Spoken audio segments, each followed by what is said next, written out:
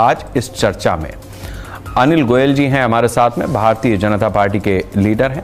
अब अनिल गोयल जी का रुख करता हूं, भारतीय जनता पार्टी के लीडर हैं। अनिल जी, मेरे ख्याल से आपने रत्ना जी की बात सुन ली होगी और जिस तरीके से उन्होंने अपने तर्क रखे हैं, बीजेपी जो इस कानून को लेकर के आई है, उनका कहना है कि हम ऐसे कानून को नहीं मानेंगे जो 1937 में उस समय के जो नेता रहे आजादी से पहले के, उन्होंने जो चीजें अपनी तय की उसी के आधार पर कांग्रेस उसको मानेगी। देश के मौजूदा कानून से उसका लेना देना नहीं है। शेखर जी, पहली बात तो कुछ लोगों ने बैठ करके कोई प्रस्ताव पास कर लिया, वो संविधान से ऊपर नहीं हो सकता। संविधान बनाना सरकार का काम है। चाहे उस कुछ लोग किसको कह रहे हैं, संविधान सभा को कुछ लोग कह रहे हैं।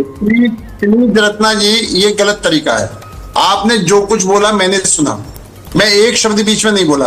और आप जैसे वरिष्ठ नेता भी अगर बीच में बोलेंगे तो आप अपनी वरिष्ठता पर प्रश्न लगा। दूसरी बात, मैं बड़ा स्पष्ट कहना चाहता हूं कि जब वंदे मातरम का विधेयक आया तो इन्होंने संसद के अंदर बैठ करके खुल के चर्चा में भाग क्यों नहीं लिया? ये चर्चा से क्यों भागे? तीसरी बात, मैं बड़ा स्पष्ट कहता हूं कि जिस वंदे मातरम को गाने में लाखों लोग शहीद हुए हैं, लाखों लोग खुशी खुशी वंदे मातरम गाते हुए फांसी के फंदे में चढ़े हैं, लाखों लोग वंदे मातरम गाते गाते जेलों में रहे हैं, आज उस वंदे मातरम का विरोध क्यों? निश्चित तौर पर आप अगर वोटों की राजनीति करेंगे, वोटों का तुष्टीकरण की बात करेंगे, तो ये चीज आपके चेहरे से साफ आ रही है और आज दिखाई स्पष्ट दे रहा है। जिस तरीके से कांग्रेस के टाइम, जिस तरीके से अंग्रेजों के टाइम में अंग्रेज वंदे मातरम गाने पर पाबंदी लगाते थे, वंदे मातरम नहीं गाते थे और नहीं गाने देते थे, आज वो काम कांग्रेस कर रही है। तो आज निश्चित तौर पर जो ये कहती है हमने देश को आजाद कराया, आज वो उन अंग्रेजों की भाषा बोल रही है जो अंग्रेज नहीं चाहते थे वंदे मातरम गाया जाए। जिस वंदे मातरम गाने में हिंदू, मुस्लिम, सिख, ईसाई सभी धर्म के लोगों ने शान के साथ वंदे मातरम गाया, शान के साथ वंदे मातरम गाते गाते फांसी के फंदे में लटके और अंग्रेज उसका विरोध कर रहे थे।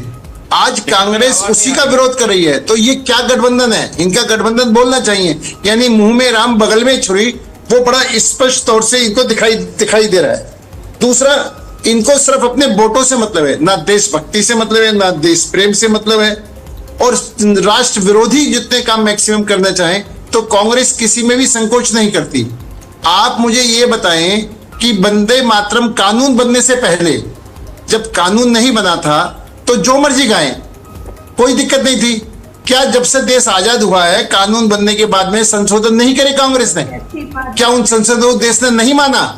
आप नहीं मानी। इस तरीके से रत्ना जी, इस देश रहेगा तो हम सब रहेंगे। ठीक है, देश का कानून हम सबको मानना पड़ेगा। मेरे ख्याल से आप शेखर जी सिर्फ एक मिनट, मैं सिर्फ ये कहना चाहता हूं कि 1900 देश आजाद होने के बाद भी, कानून बनने के बाद भी सैकड़ों संविधान संशोधन हुए हैं और उनको लागू करा गया है। एक बार जब कानून बन जाता है तो हम भारत के प्रत्येक नागरिक की जिम्मेदारी है कि उस कानून को मानना।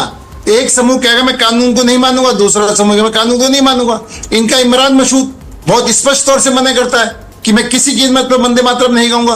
तो इस तरीके से तो अराजकता पैदा होगी। ठीक है, वो कानून में भी एक प्रावधान नहीं। ठीक है अनिल गोयल, ठीक है रत्ना जी, मेरे ख्याल से आपने सभी को एक एक करके, मतलब जो आपके तीर थे वो सबके ऊपर एक एक बार चल लिए। अब मैं वापस जाता हूं ताकि नए कुछ आए सवाल। सब पे तो आपने तीर चलाई दी, अच्छी बात है। आप हमारी बड़ी प्रखर प्रवक्ता हैं, अच्छा लगता है। वैचारिक मतभेद अपनी जगह है, लेकिन स्वस्थ चर्चा होती रहे। अनिल जी, मैं अब आपसे जानना चाहूंगा, कुछ आप भी इधर तीर छोड़ना चाहें तो आप अपनी तर्कों के आधार पर रखें, लेकिन इतना ध्यान रखिएगा कि भाई महिला के मामले में रत्ना जी बहुत सेंसिटिव हैं, वो तुरंत ही उस बात को कर लेती हैं। हालांकि संदीप दीक्षित से मेरे ख्याल से उतनी दिक्कत नहीं होगी जो भरे मंच पर मेलोनी वाली बात कह के चले गए। खैर अनिल जी, आप अपनी बात रखें। नहीं, मैं तो शेखर जी सिर्फ एक बात कहना चाहता हूं कि एक तो रवि भट्ट जी ने बहुत अच्छी जानकारी हमको दी हैं, जो हमें नहीं पता थी वो आज मिली है, इसलिए रवि जी का धन्यवाद। आपका भी धन्यवाद जी, आपने इनको चैनल पर बैठा करके हमारी जानकारी दुरुस्त करी।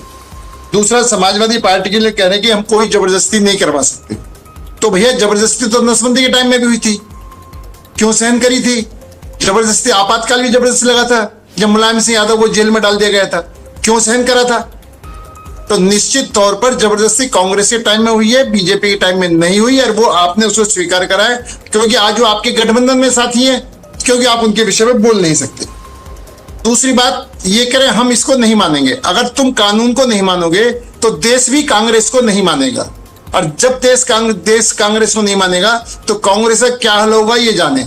और अभी हमारे वरिष्ठ पत्रकार जी ने जो कहा है वो सही मायनों में बड़ा स्पष्ट कहा है कि जो भारतवासी है उसको भारत से प्रेम है, भारत से प्यार है, भारत पर मर मिटने की वाली बात होती है। और जो भारतवासी नहीं है वो साफ दिखाई दिया है कि जो वाकई में भारतवासी नहीं है वो साफ दिखाई दिया है 15 अगस्त को, जिसमें रत्ना जी एकदम भटक गई, एकदम भड़क गई।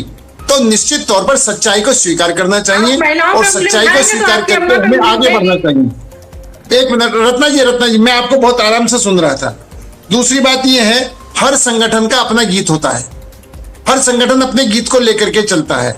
और जब नमस्ते के बात कह रहे हैं तो जब आरएसएस की स्थापना 1925 में हुई थी, 1925 में, उसके बाद में उसका अपना गीत था।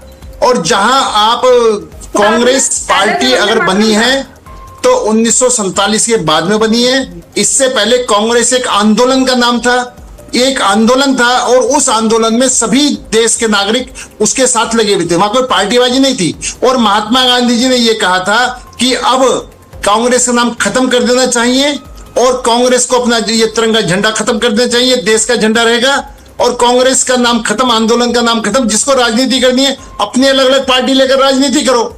आपने महात्मा गांधी जी का नाम लेते हो, महात्मा गांधी, आपने ये बात मानी कब है? चलिए तो निश्चित तौर पर जो रास्ता, ठीक है, आपने भी